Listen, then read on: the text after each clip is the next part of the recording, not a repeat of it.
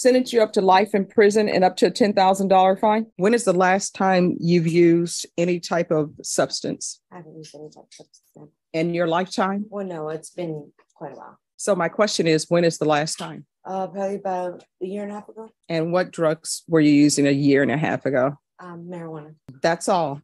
Yes. Okay. This woman is in court for a serious meth charge that could send her to prison for 5 to 99 years, but she's acting like it's nothing serious, just a parking ticket or something. In Texas, that kind of charge can mean life in prison, but she's sitting there completely unfazed. She's even got a Louis Vuitton purse, looking like she's at a fashion show instead of a courtroom. It's honestly wild. It's like she doesn't care what happens to her. Do you think someone this careless should get another chance? Or is it already too late for her? Let's see how Judge Boyd handles this. It is calling 2023 CR 2172 State of Texas versus Satare Portillo. Could I have parties announced for the record for the state?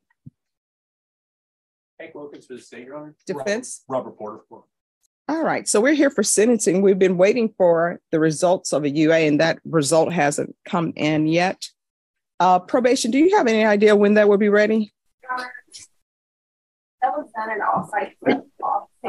So if I would have thought that we would have received it by now, the results didn't go on the day.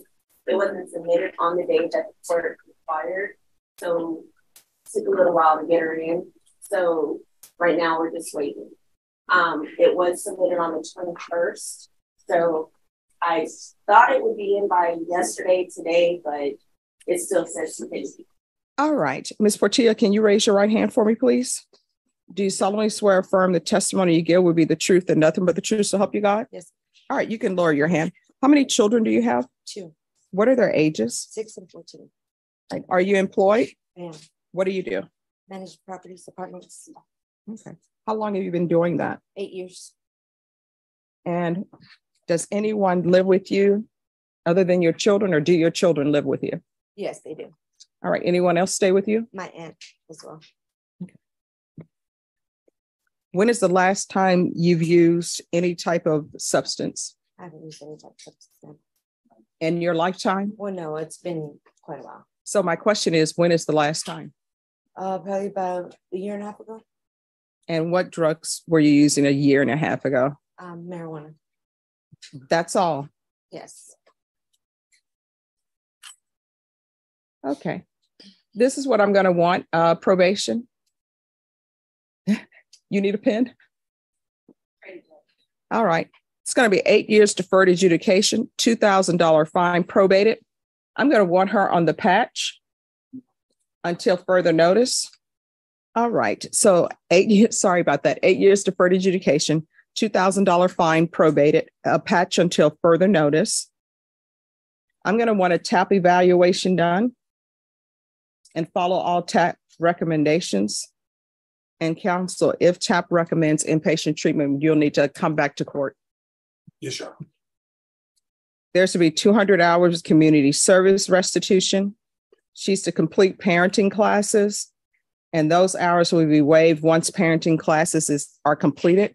And probation, you can decide which parenting classes you all think would be appropriate for her. Proof of employment. Y'all need to whisper proof of employment within 30 days. There's to be no employment as a home health care provider or with minors. Regular reporting by Zoom or in person. I'm going to want field visits one time every 3 months. Random. Who is Michael Portillo? That's your juvenile child, right? Yes, ma'am.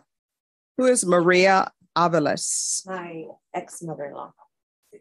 There's to be no contact with Maria Guadalupe Aveles. I guess that's how you pronounce it. Aviles. Aveles. Could I say something though? Sure. Oh. Well, because my mother-in-law, we do have a lot of contact with my daughter, so we have to contact each other. Because I'm not supposed to have contact with my ex-husband. Oh, for kid exchange? Yeah. We're gonna have to find somebody else. I'll talk to him about that. All right, thank you. Probation, is there anything else she needs? No, Your Honor. Is there anything else you need from the court to be successful? No. All right, I'm showing you what's entitled Trial Court Certification of Defendant's Rights to Appeal. And counsel, I believe I gave you a copy last time.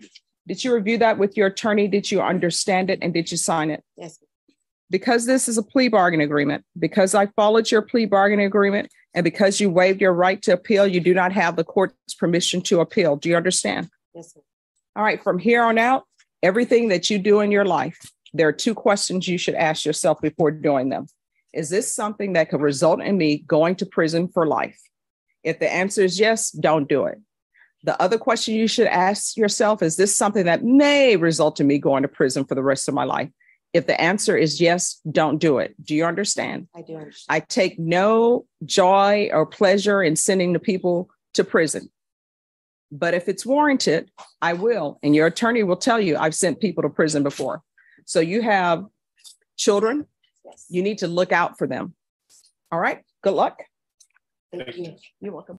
Fast forward 11 months later, she's back in front of Judge Boyd, but this time, things are very different.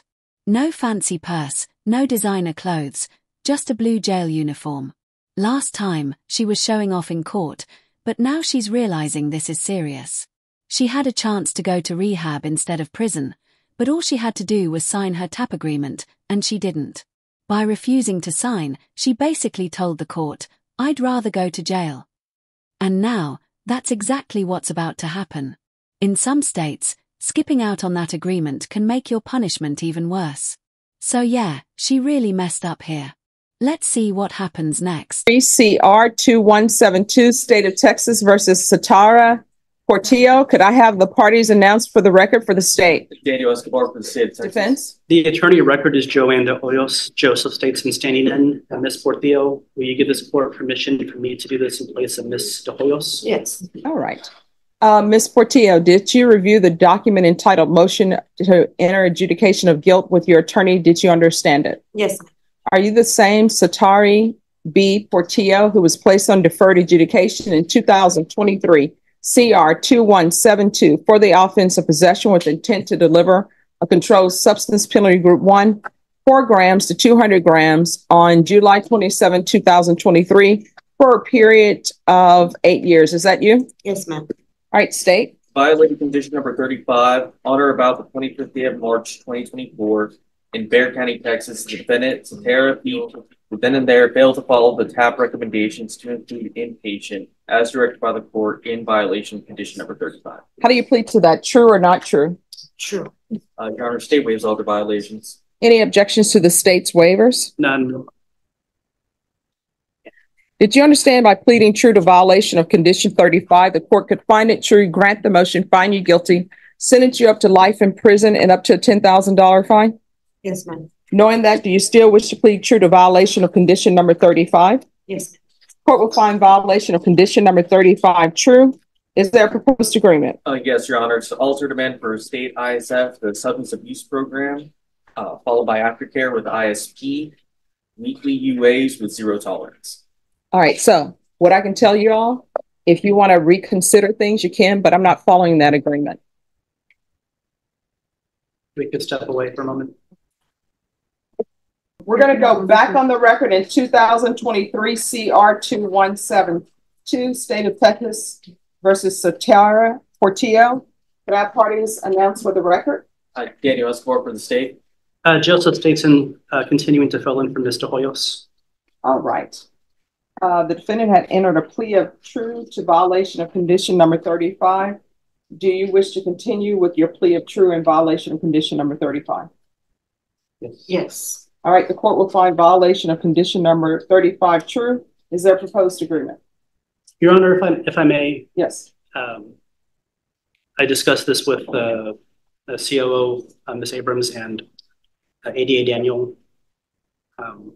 My client is asking to be continued. We had a recommendation that was a 3-way agreement. I understand the court didn't want to follow that.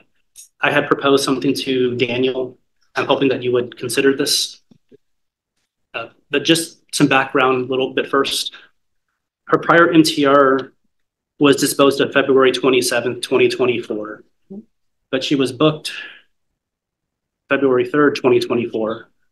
So from February 3rd till today, according to the clerk, it's 137 days.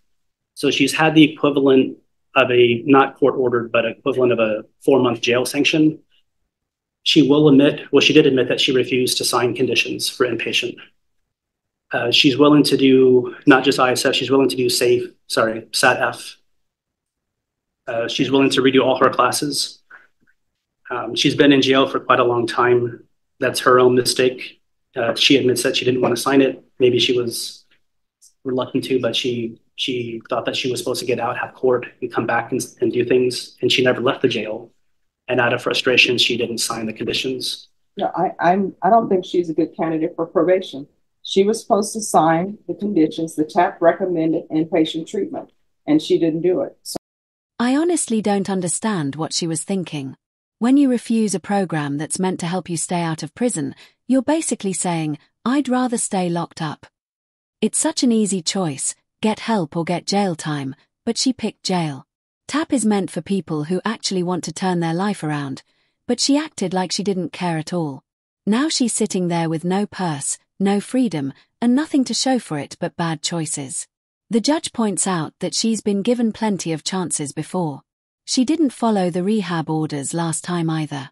Now that she's facing prison time, she suddenly wants to cooperate, but it's too late. The judge says, these are the consequences. She had almost 28 grams of meth, which is a lot, enough to look like she was selling, not just using. So Judge Boyd revokes her probation and finds her guilty. Her lawyer asks for the lightest sentence possible, and she gets 5 years in prison, which is the lowest sentence she could get for that charge. The judge gives her credit for time served and tells her she can't have any guns or ammo after this. Honestly, she should be grateful. That could have been a life sentence, and the judge went easy on her. But at this point, it's clear she wasn't ready to change.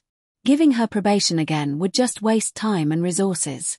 With that much meth, she was a serious risk, not just to herself but to others. I didn't agree with the judge's first lenient decision, but this time, it totally makes sense.